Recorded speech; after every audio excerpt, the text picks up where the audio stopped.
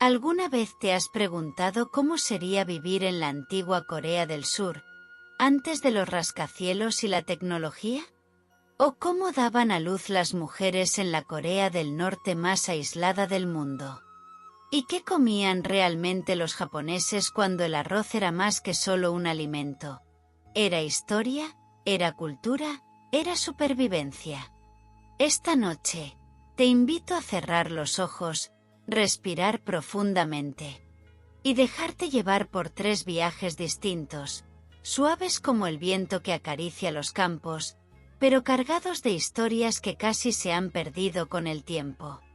Suscríbete ahora al canal, ponte cómodo y permite que estas palabras te acompañen en el inicio de tus sueños. Porque esta no es solo una serie de relatos. Es un puente entre el ayer y la calma que buscas hoy. Hace mucho tiempo, antes de que los edificios de cristal tocaran el cielo de Seúl, antes de que los teléfonos brillaran en cada bolsillo, existía una Corea diferente. Era una tierra de colinas suaves, de aldeas pequeñas y de pasos que resonaban en senderos de tierra mientras el sol despertaba lentamente sobre los campos de arroz.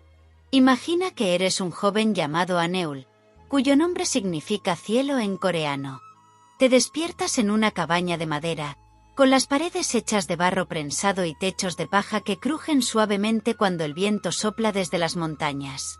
El amanecer no llega con alarmas ni pantallas, llega con el canto del gallo, con el aroma del desayuno que tu madre ya prepara desde la madrugada. Arroz humeante, sopa de algas y nabos fermentados cuidadosamente por semanas. Tu familia vive de lo que siembra, y tú, como todos, tienes tus deberes: ayudar en el campo, traer agua del pozo, cuidar de las gallinas.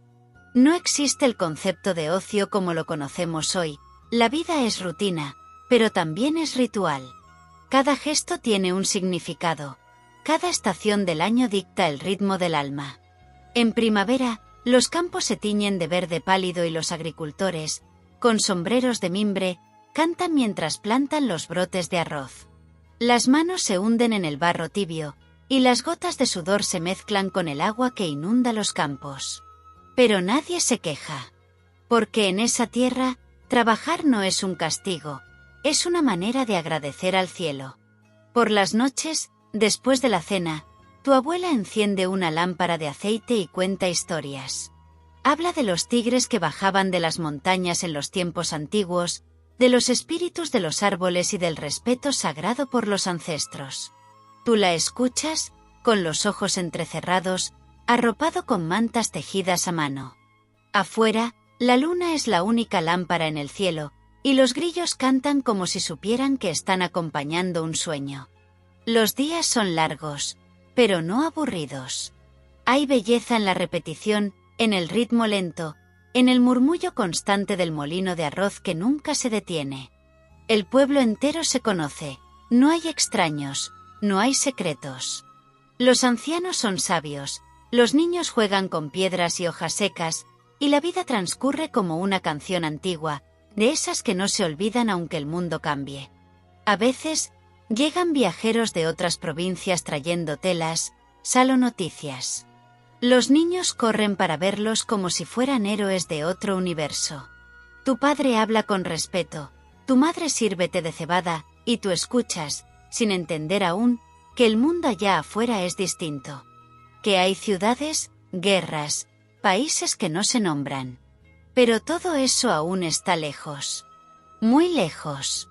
Aquí, en tu aldea, solo importa si va a llover mañana. Porque si llueve, el arroz crecerá mejor. Y si el arroz crece, habrá comida para el invierno. Y si hay comida, los ancestros estarán satisfechos. La espiritualidad no es una doctrina, es la forma en que saludas a la montaña cada mañana. Es el modo en que se colocan las ofrendas de fruta en el altar familiar. Es también el silencio que guardas al pasar junto a los árboles viejos, porque crees que ahí habitan los espíritus del bosque. Así era vivir en la antigua Corea del Sur. Una existencia tejida con hilos de tierra, viento, fuego y respeto. Un ritmo de vida que no corre. Simplemente fluye. La vida en la antigua Corea del Sur no se media por relojes ni por compromisos anotados en agendas. Se sentía en la piel, se respiraba en los campos y se adivinaba en los cambios del cielo. Cada estación no solo traía un cambio de clima, traía consigo un nuevo modo de vivir. Con la llegada del verano, las lluvias se volvían frecuentes, y los arrozales resplandecían como espejos infinitos.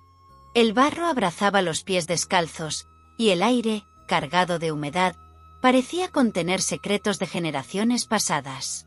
En esa época, Aneul ya había aprendido a distinguir los sonidos de la naturaleza como si fueran parte de su lenguaje interior. Sabía cuando una rana cantaba por lluvia, cuando un pájaro anunciaba el amanecer y cuando el viento, desde la montaña, traía presagios de tormenta. Su madre, como muchas mujeres del pueblo, tenía un papel que iba más allá de lo doméstico. Era la memoria viva de las tradiciones. Sabía cómo curar una fiebre con raíces secas, cómo preparar una infusión para calmar los nervios, y cómo leer en los sueños los mensajes que el mundo de los espíritus susurraba a los vivos. Las mujeres tejían juntas al caer la tarde. Hablaban en voz baja, entre puntadas, sobre nacimientos, cosechas, bodas y presencias invisibles. Aneul escuchaba escondido detrás del biombo, aprendiendo sin querer lo que era ser parte de algo antiguo, profundo y eterno. El templo budista del pueblo, construido sobre una colina cubierta de pinos, era el corazón espiritual de la comunidad. No se visitaba todos los días, pero su presencia era constante, como un abuelo sabio que siempre está mirando, incluso si no habla. Cada familia, al menos una vez al mes, subía al templo con ofrendas de arroz cocido, frutas secas y velas hechas de cera vegetal. El monje anciano, vestido con túnicas grises y mirada serena, recibía a cada visitante con un gesto de cabeza. No se necesitaban palabras. En aquel silencio, cada alma sabía lo que debía decirse. Las enseñanzas no se imponían, se vivían. Aneul recordaba las palabras de su abuela. El cuerpo envejece, pero el alma florece cada vez que actúas con bondad. Y así, la vida seguía, lenta pero plena. Los jóvenes ayudaban a los ancianos cuidaban de los niños, y los niños observaban al mundo con ojos de descubrimiento constante. No existía la prisa, ni la ambición de acumular más que lo necesario.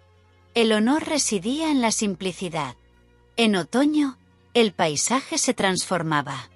Las hojas caían como mensajes del cielo, cubriendo los caminos de un oro suave y silencioso. Era la época de las fiestas de la cosecha, de agradecer a la tierra por todo lo que había ofrecido. Se hacían danzas bajo la luna, se cocinaban platos especiales con arroz nuevo y se encendían linternas que flotaban como luciérnagas en el aire nocturno. Aneul adoraba esa época. El aire olía a leña, a calabazas asadas y a dulces de miel y sésamo. Los niños corrían entre los árboles, recogiendo hojas secas para hacer coronas. Los adultos reían, bebían vino de arroz y contaban historias de cuando ellos también eran niños y la luna les parecía más cercana. Pero la vida también tenía momentos de silencio profundo. En invierno, la nieve cubría los techos de las casas y el frío obligaba a todos a permanecer cerca del fuego. Era una temporada de reflexión. Las casas se volvían más calladas, los pasos más lentos y los pensamientos más largos. Las mujeres tejían mantas nuevas. Los hombres tallaban utensilios de madera. Los niños escuchaban historias que hablaban de inviernos pasados, de lobos en las montañas y de amores que habían resistido el paso del tiempo. Aneul, junto a su familia, dormía en esteras calentadas con braseros enterrados bajo el suelo. El calor subía despacio, envolviendo el cuerpo como un abrazo. Y mientras la nieve caía afuera, dentro de la casa la vida seguía latiendo con calma. Así se vivía, en ciclos. Cada estación traía consigo no solo un cambio de temperatura, sino un nuevo aprendizaje. Y en ese ir y venir, en esa rueda sagrada del tiempo, los antiguos coreanos encontraban sentido, paz y belleza. El invierno se iba marchando poco a poco. La escarcha derretida resbalaba por los aleros de las casas, y el primer brote verde anunciaba, con timidez, el regreso de la vida. La primavera se insinuaba con los cerezos, que comenzaban a teñir los caminos de rosa pálido, como si el cielo hubiese descendido a tocar la tierra. En la aldea, cada familia abría sus puertas para dejar entrar la luz, y con ella, los espíritus de renovación. Se limpiaban los altares, se renovaban las telas, y se cocinaban platos con brotes tiernos, como si el cuerpo también necesitara empezar de nuevo, desde lo más puro. Aneul, ahora con unos años más, sentía el paso del tiempo no como una amenaza, sino como una compañía. Había aprendido a observar más que a hablar, a escuchar la lluvia como si fuera un idioma, y a leer en los gestos de su abuelo lo que las palabras ya no podían decir.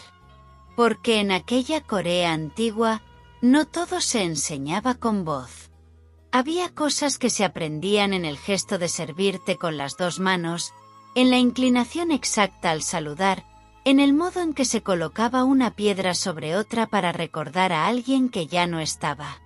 Un día, el abuelo de Aneul no se levantó con el canto del gallo. La casa se cubrió de un silencio más denso que el aire invernal. No hubo gritos. Solo un suspiro largo de su abuela, que encendió un incienso frente al altar y colocó frente a él un cuenco con arroz y un trozo de kimchi cuidadosamente preparado. El funeral fue un ritual sencillo, pero profundamente significativo. Vestidos de blanco, los familiares caminaron en fila hacia el bosque, llevando consigo pequeñas campanas que sonaban como lágrimas.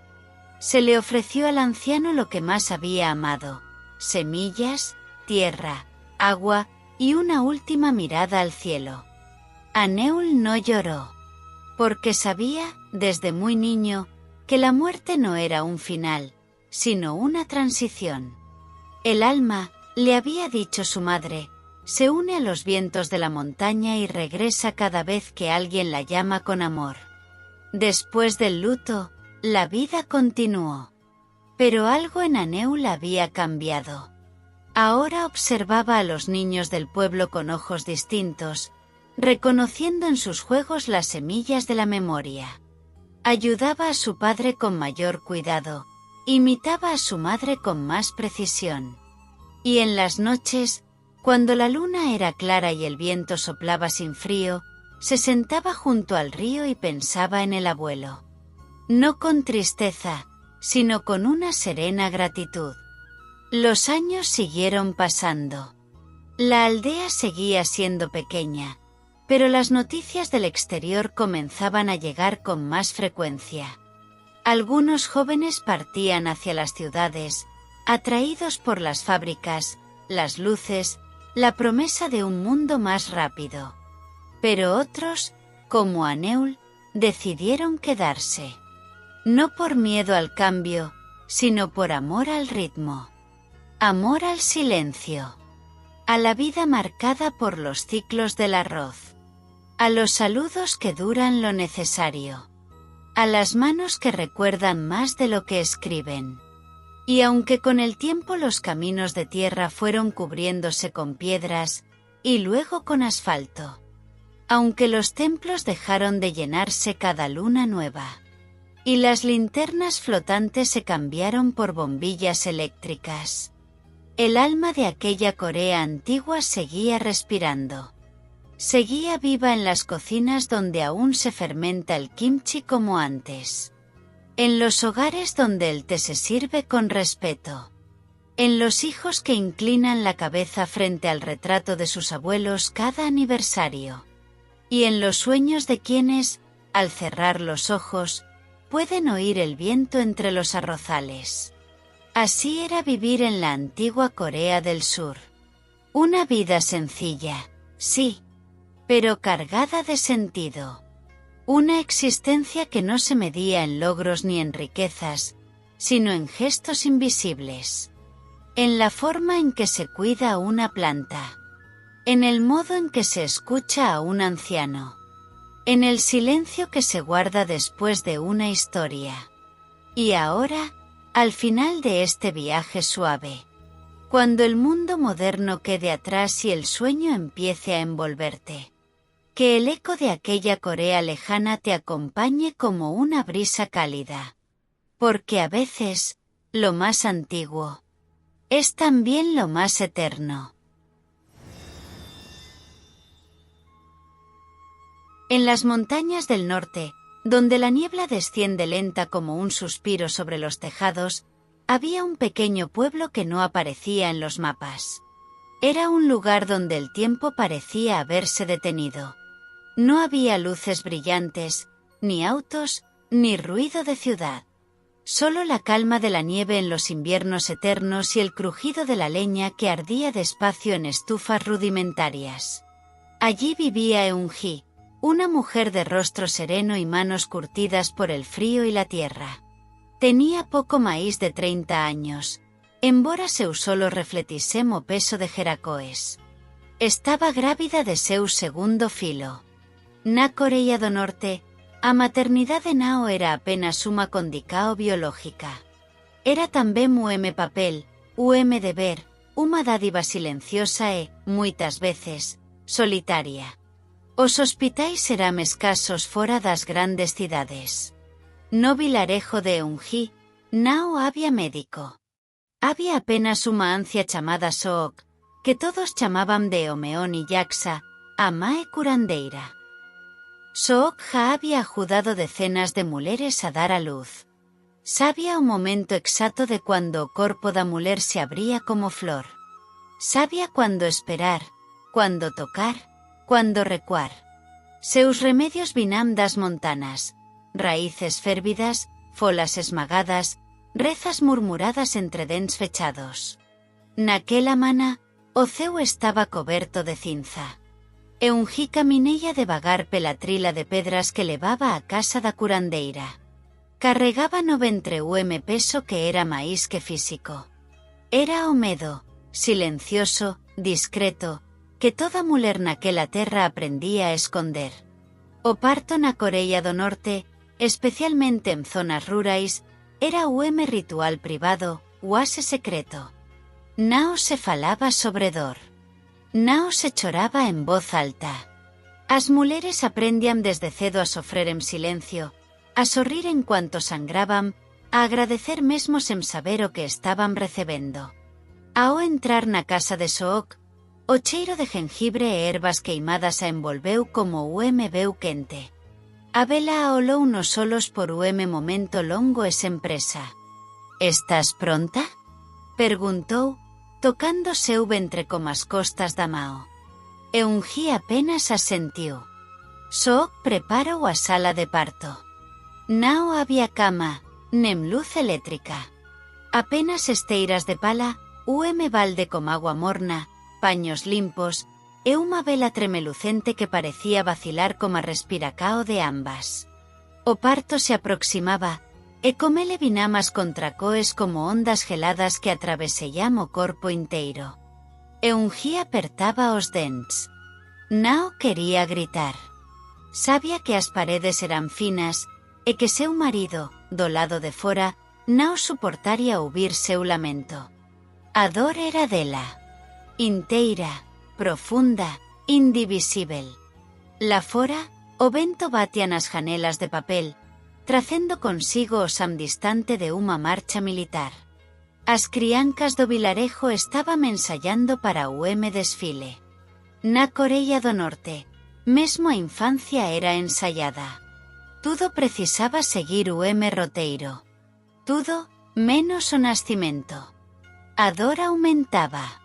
Sook murmuraba palabras que Eun-hee Nao entendía, tal vez antigos cánticos, tal vez apenas memorias transformadas en moracao.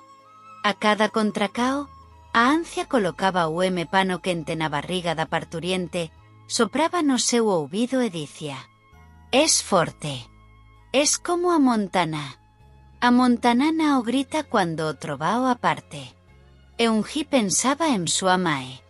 Había dado a luz Socina durante a fome 2 anos 90. Había perdido 2 criancas antes de seu primeiro aniversario. Nunca falaba sobre iso.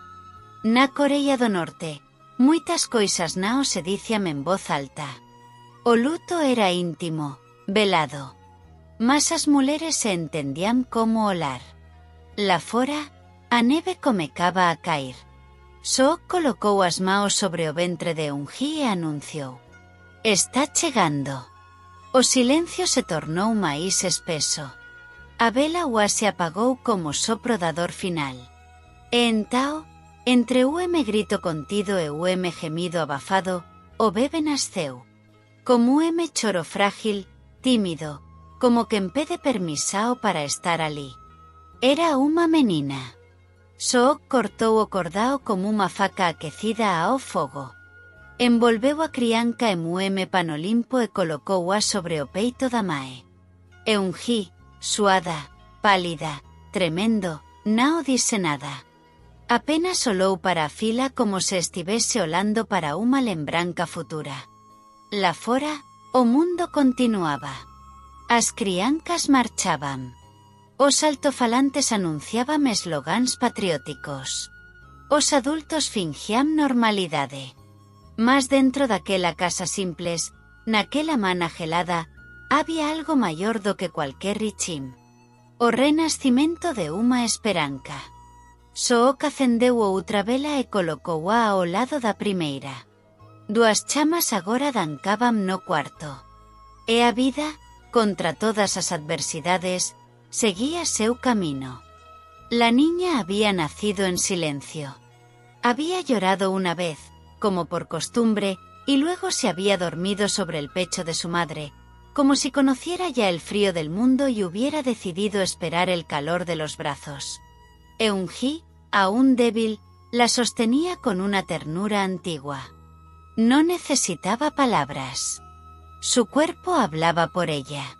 Sus manos, ásperas de tanto trabajar la tierra, se volvían suaves al tocar la piel nueva de su hija.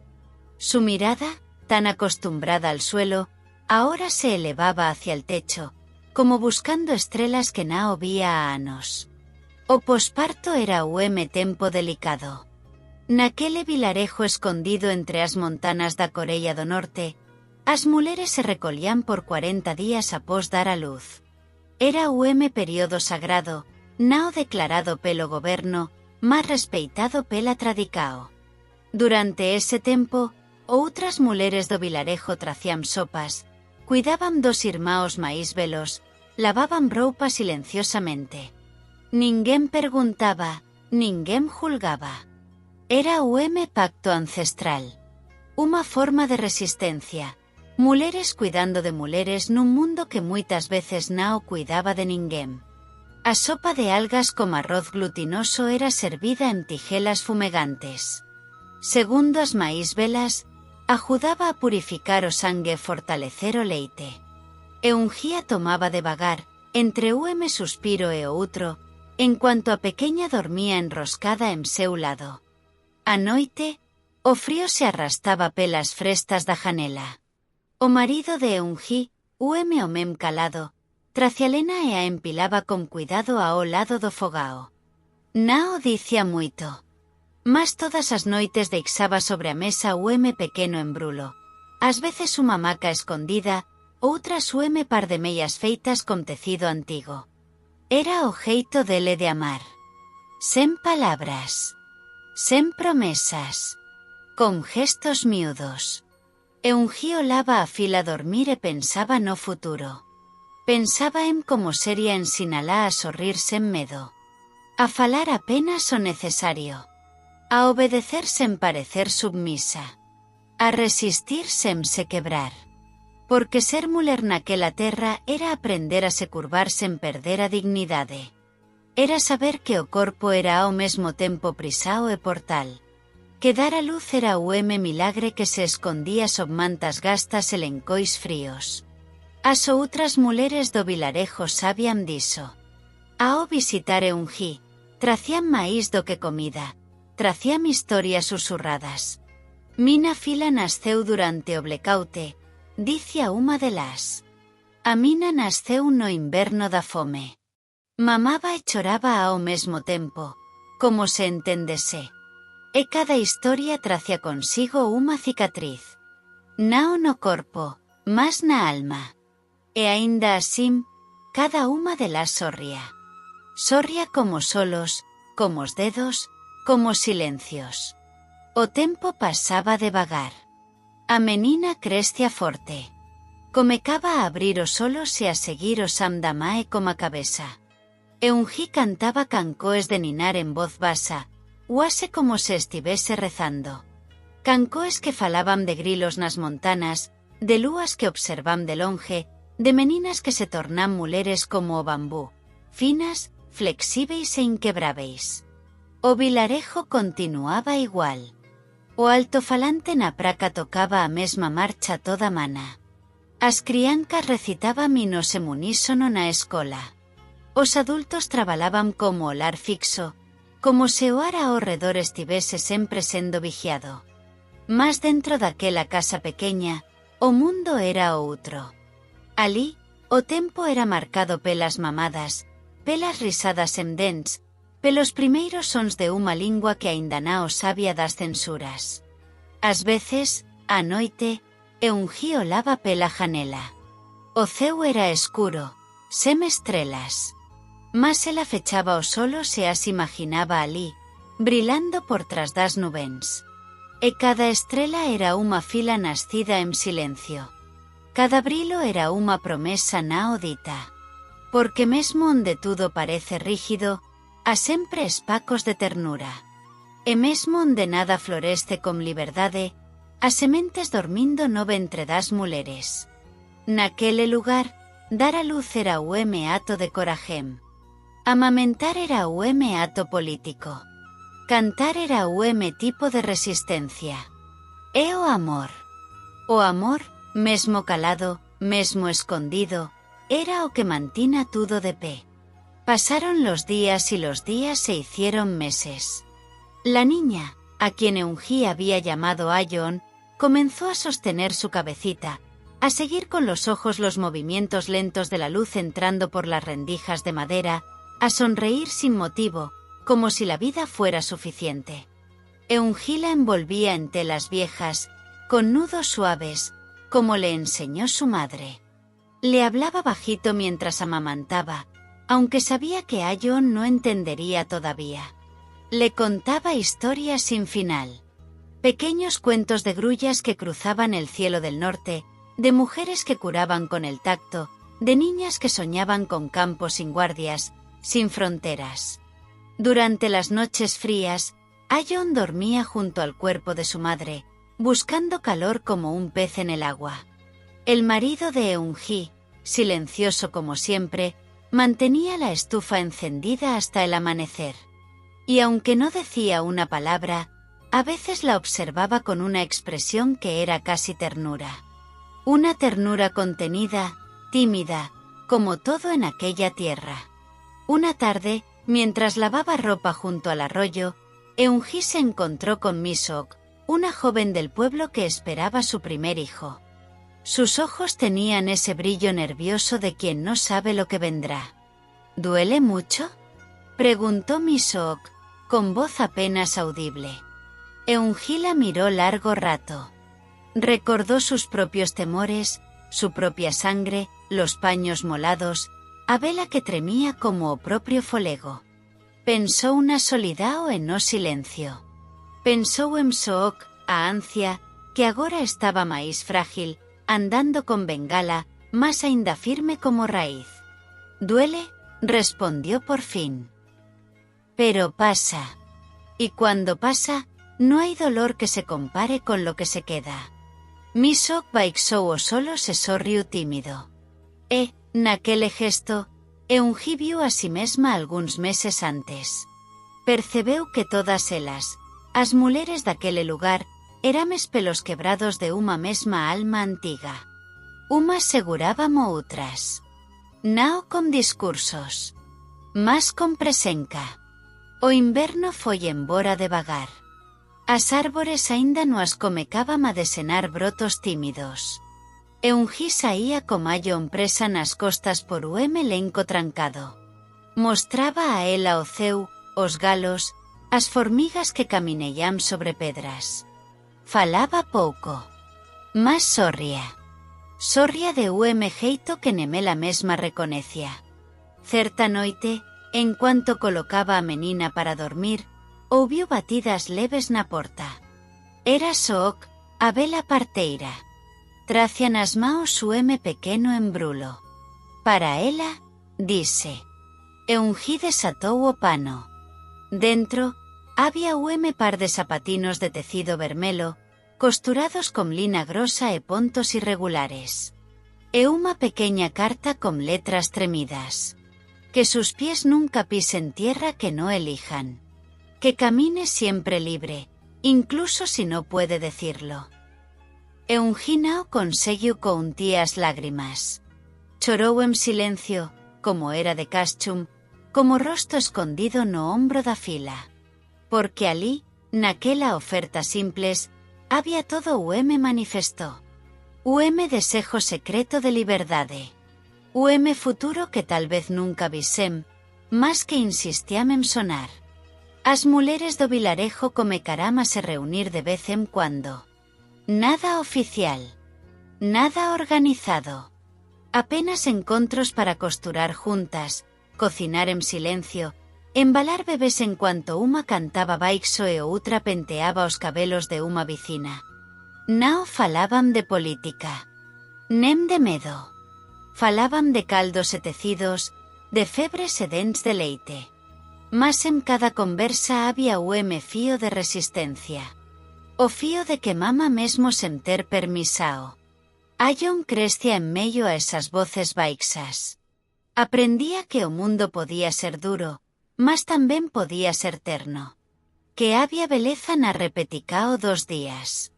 E que o colo de unha mae era maior que cualquier fronteira. O tempo pasou. Sook adoeceu. Faleceu nunha mana fría, en silencio, como sempre viveu. O vilarejo enterrou como pano branco no rosto e galo de flor seca nas maos. Eungi chorou pela segunda vez. Mas cuando voltou para casa, acendeu unha vela. En aquela noite, contou a Ayon a historia de unha muller que sabía cuando unha vida estaba pronta para nascer. Unha muller que murmuraba cancoes esquecidas. E que deixaba o mundo máis leve só con seu toque. Ayon dormiu sen facer perguntas. Mas naquela noite, sorriu no sono. Eungi observou longamente. Sabía que nao podía mudar o mundo lá fora. Mas podía facer daquele cuarto lugar onde o amor fose seguro. Onde a infancia pudese florescer mesmo sob a neve. Porque no fin, ser mae alí era iso. Guardar calor en tempos de frío. Guardar esperanza en tempos de medo. E ensinar, mesmo sen palabras, que há sempre unha forma de continuar. Mesmo no silencio. Mesmo na escuridao.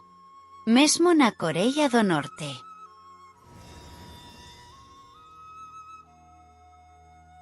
El sol aún no había salido cuando la abuela Aiko ya estaba de pie. Sus rodillas crujían al tocar el suelo de tatami. Su cabello, recogido con un simple cordón de lino, estaba gris desde hacía tanto que ni ella recordaba cuando dejó de ser negro. Su kimono era siempre el mismo, azul desteñido, con un remiendo sobre el hombro izquierdo. Pero sus manos eran ágiles, firmes, como si guardaran en los dedos todos los inviernos de su infancia. Cada mañana, antes de que los nietos despertaran, Aiko encendía el carbón con movimientos lentos.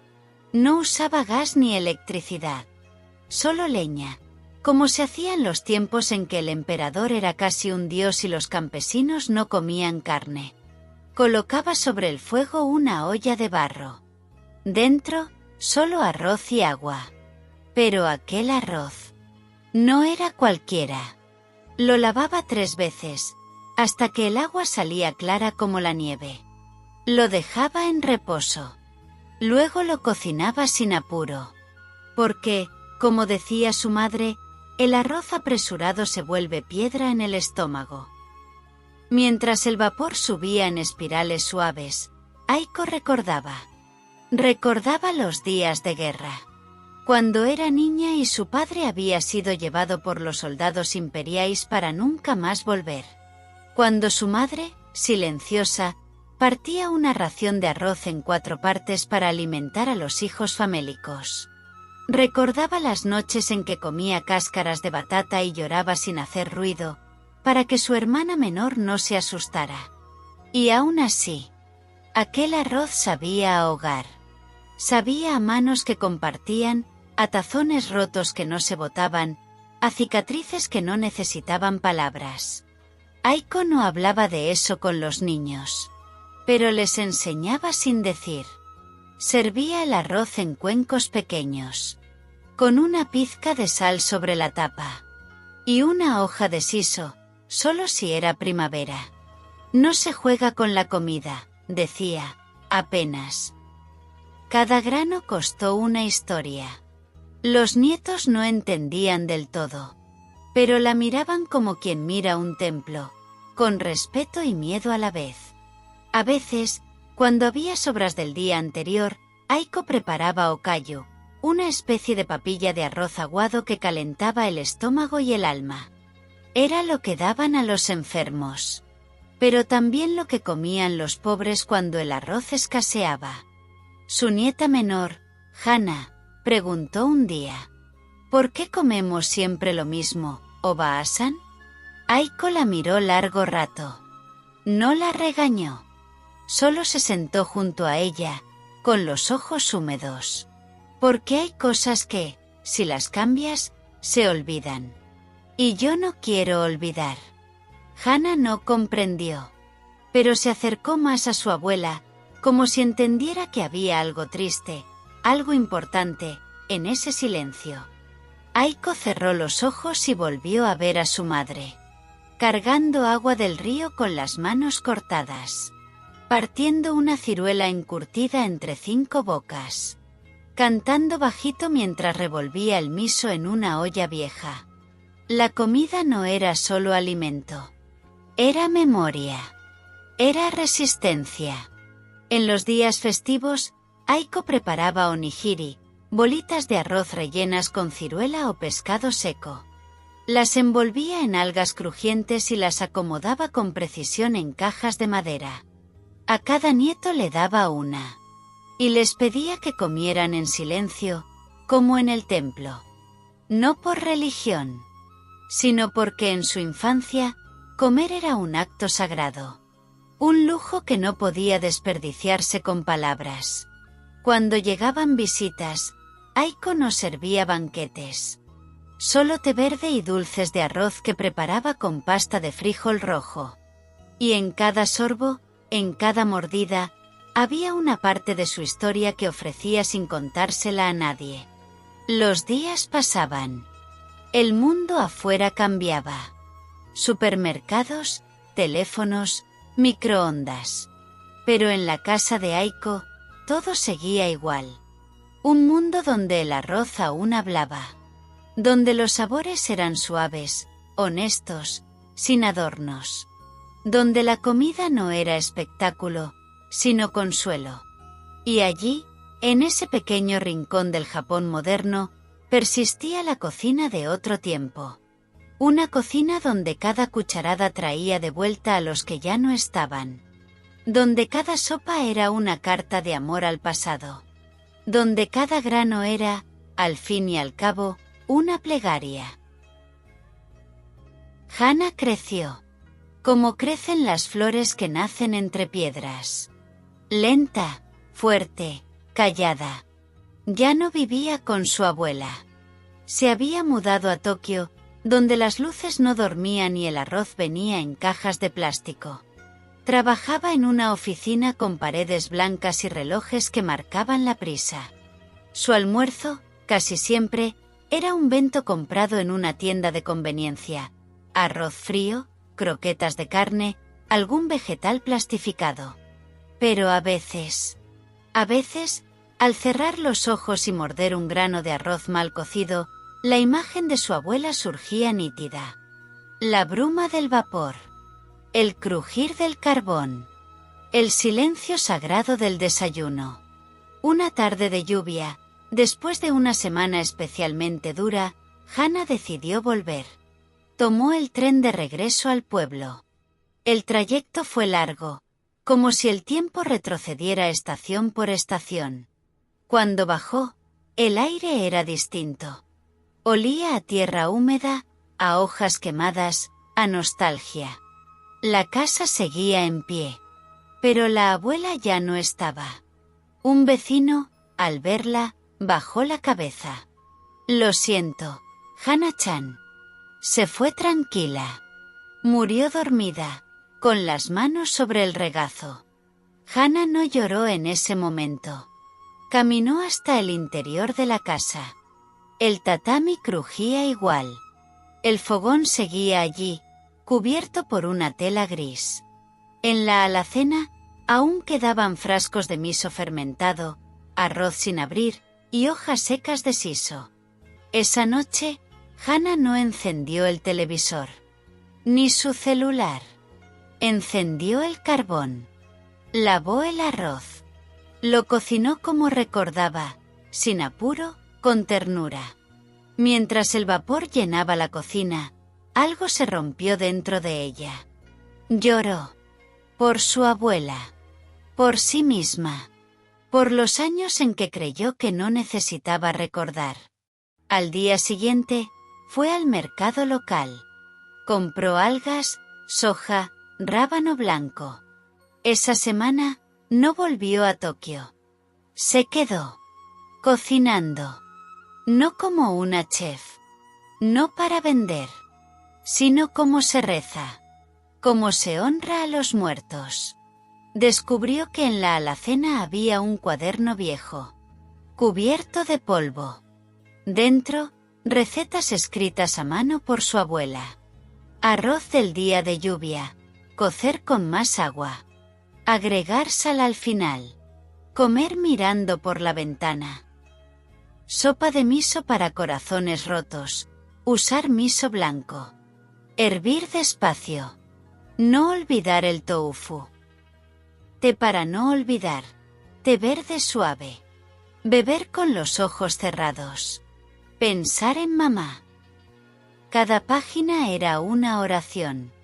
Cada receta, una despedida. Entonces Hannah entendió. La alimentación en el Japón antiguo no era solo una cuestión de ingredientes. Era una forma de resistir. De amar. De preservar lo que el tiempo intenta borrar. Hannah comenzó a cocinar todos los días. Y a invitar niños del barrio. Vecinos solos. Viajeros perdidos. No les contaba mucho. Solo servía. Un bol de arroz. Una sopa. Un dulce de frijol. Y cuando los veía comer en silencio, comprendía que algo sagrado se estaba transmitiendo. Una mujer mayor, tras probar la sopa, susurró. Esto sabe a mi infancia. Y Hannah sonrió.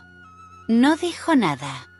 Solo miró el vapor subir en espirales suaves, como lo hacía su abuela. Algunos pensaban que estaba loca. Renunciar a un buen trabajo en la ciudad para cocinar sin cobrar. Pero Hannah no necesitaba mucho. Solo arroz, agua y memoria. Porque entendió que el sabor verdadero no se encuentra en supermercados. Ni en restaurantes caros. Sino en las manos que amasan, en el silencio que envuelve, en la ternura que sobrevive.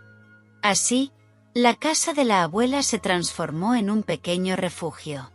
Sin nombre. Sin cartel. Donde la gente llegaba con hambre de algo que no sabía nombrar. Y se iba. Llena. No solo el estómago. También el alma. Pasaron los años. La casa de la abuela Aiko seguía en pie, como un farol de papel que se niega a apagarse con el viento. Las paredes ya no eran tan firmes. El tatami crujía más. El techo dejaba pasar la lluvia por una rendija diminuta, justo encima del altar de los antepasados. Pero algo en ella seguía vivo. Hana ya tenía algunas canas escondidas entre su cabello liso. A veces, al mirarse al espejo, encontraba los rasgos de su abuela asomándose. La curva exacta en la comisura de los labios. La manera de fruncir el ceño cuando probaba el miso. La forma de sostener el cuenco con ambas manos, como si fuera una promesa. Los niños del pueblo crecieron y se marcharon. Las visitas se hicieron menos frecuentes. Las estaciones pasaban como páginas de un libro antiguo. Y aún así, cada día, Hana seguía encendiendo el fuego con carbón. Lavando el arroz. Cociéndolo con el mismo cuidado que cuando tenía 8 años. Una mañana de invierno, la nieve cubría los cerezos dormidos. Hana preparó onigiris y los dejó en la ventana, como hacía su abuela, para los espíritus hambrientos.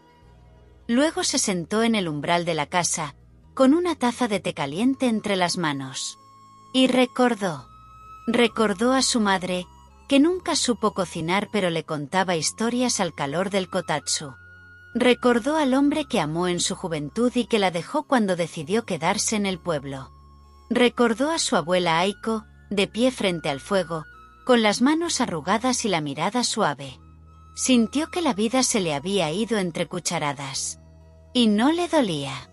Porque cada comida que sirvió fue una carta que nadie pidió, pero muchos necesitaban. Esa noche, mientras la tormenta rugía fuera, Hana preparó arroz blanco, sopa de miso y un pequeño dulce de frijol. Colocó 3 cuencos sobre la mesa, como si esperara compañía. Y en el silencio, creyó escuchar pasos. Una puerta que se abría. La voz de su abuela diciendo: «No olvides lavar el arroz 3 veces». Cerró los ojos. Y sonrió. Sabía que era solo un recuerdo. O tal vez no. Porque hay cosas que no mueren. Solo cambian de forma. La comida, en el Japón antiguo, no era lujo ni exceso. Era gesto. Era lenguaje. Era una forma de abrazar sin tocar. Y en esa última cena, sin palabras, sin testigos, Hana entendió que el ciclo estaba completo. Terminó de comer en silencio. Lavó los cuencos. Secó sus manos. Luego se acostó sobre el futón. Y mientras el viento golpeaba las ventanas, pensó en todos aquellos que comieron de su mesa. En todas las lágrimas mezcladas con sopa.